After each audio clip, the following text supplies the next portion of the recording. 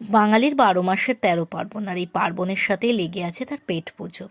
বাঙালির ঘরে ঘরে যেসব পুজোর সাথে খাওয়া দাওয়া রয়েছে, রেস্টুরেন্টগুলো এখনো তার হদিশ পায়নি, এটাই বাঁচোয়া।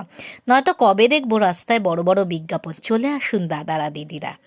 আজ আমাদের রেস্টুরেন্টে আছে দধি কর্মা থালি কিংবা গোটা সিদ্ধ। শীত পড়লেই বাঙালির সরস্বতী পুজো, আউনি বাউনি পুজো যেমন আছে তেমনই আছে নবান্নের উৎসব। অঘ্রাণ মাসে আমন ধান ঘরে তুলে সেই নূতন ধান ভেঙে মা অন্নপূর্ণাকে ভোগ নিবেদন করা হয়। পূর্বসূরীদের উদ্দেশ্যে ভুর্জি দিয়ে প্রসাদ উৎসর্গ করার পর নিজেরা প্রসাদ গ্রহণ করে। অঘ্রাণ শব্দের অর্থ হল অগ্র, মানে প্রথম। হায়ন বলতে বোঝায় বছর। এই মাসের আরেকটি নাম হল মাঘ শীর্ষ। মধ্যযুগে বাংলায় কার্তিক ছিল বছরের শেষ মাস এবং অঘ্রাণ ছিল প্রথম মাস। মোগল আমলে পয়লা অঘ্রাণের দিন আকবর বাঙালির খাজনা দেওয়ার দিন হিসেবে নির্দেশ জারি করতেন।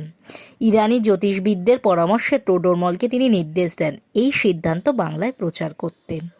তাই এই এক সময় বাঙালির নববর্ষ হতো অঘ্রাণ মাসে। বাঙালির ঘরে ঘরে শস্যের প্রাচুর্যই ছিল নববর্ষ ও খাজনা আদায়ের মূল কারণ। বিদেশে কর্মরত বণিক দল দেশে ফিরতেই নবান্ন উপলক্ষে মেয়েরা বাপের বাড়ি যেত এই উৎসবে যোগদান করতে। নবান্ন শুরু হলেই একটা কাহিনী লোকমুখে প্রচলিত ছিল। পৌরাণিক মতে বিয়ের পর শিব পার্বতী কৈলাস পর্বতে সুখেই জীবনযাপন করছিলেন। আর্থিক অনটনের জন্য শুরু হয় দাম্পত্য কলহ। একদিন দেবাদিদেব মহাদেব মাতা পার্বতীর সাথে ঝগড়া করে ভিক্ষাবৃত্তি গ্রহণ করেন, কিন্তু কোথাও তিনি এক মুঠো অন্ন না পেয়ে পুনরায় কৈলাস পর্বতে ফিরে আসেন। কাশীতে তখন মাতা পার্বতী অন্নপূর্ণা রূপে অন্নদান করেন। স্বয়ং মহাদেব মাতা অন্নপূর্ণার কাছে ভিক্ষা প্রার্থনা করেন। দেবী তাকে নিজের হাতে রান্না করে পোলাও পায়েস দেন। মহাদেব সেই অন্ন ভোজন করেন। সেই থেকে শুরু হয় বাংলার ঘরে ঘরে নবান্নের উৎসব। বাংলার মানুষ এটাই মনে করেন যে নূতন চালের অন্ন দেবীকে নিবেদন করলে দেবী সংসারে ধন সম্পদ দিয়ে পূর্ণ রাখেন। বাংলায় ধানই হলো মূল শস্য এবং ধানকে কেন্দ্র করে গড়ে ওঠে অর্থনৈতিক কাঠামো।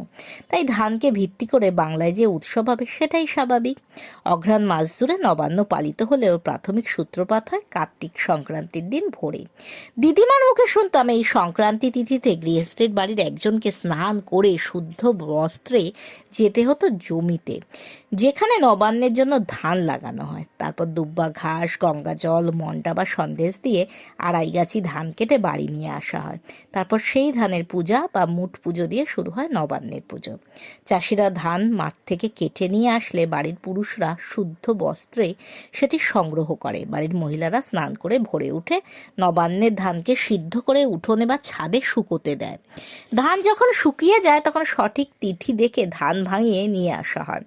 আগে বাড়িগুলোতে ঢেকি থাকতো, তাই বাড়িতে সেই কাজ করা হতো। এখন দিন বদলেছে, ধানকল থেকেই ভাঙিয়ে নিয়ে আসা নবান্নের চাল হামাল দিস্তা দিয়ে গুঁড়ো করা হয়। নবান্নের আগের দিন সন্ধ্যা বা বিকেলবেলায় শুদ্ধ কাপড় পরে এই কাজটি সম্পন্ন করা হয়। নবান্ন 3 রকম ভাবে নিয়ম: চাল নবান, ভাত নবান এবং বাসি নবান, যাকে অনেকে আবার বাজ নবানও বলে। চাল নবান হলো মিহি করে গোবিন্দভোগ চাল, গুঁড়ি, ছোট এলাচ, দুধ, নলেন গুড়, সন্দেশ, ক্ষীর, কুচি কুচি করে বিভিন্ন ড্রাই ফ্রুটস দিয়ে এক প্রকার মিশ্রণ প্রস্তুত করা। এছাড়াও আরও অনেক কিছু দেন।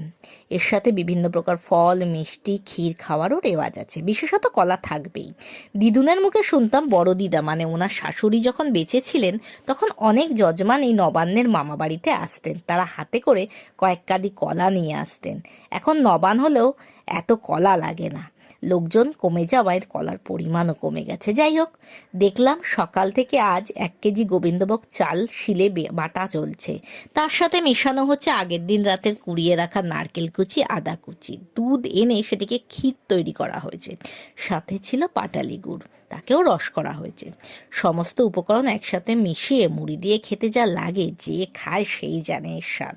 আমাদের বাড়িতে এই বছর হয়েছিল নবান, সেটাই আপনাদের সাথে শেয়ার করলাম।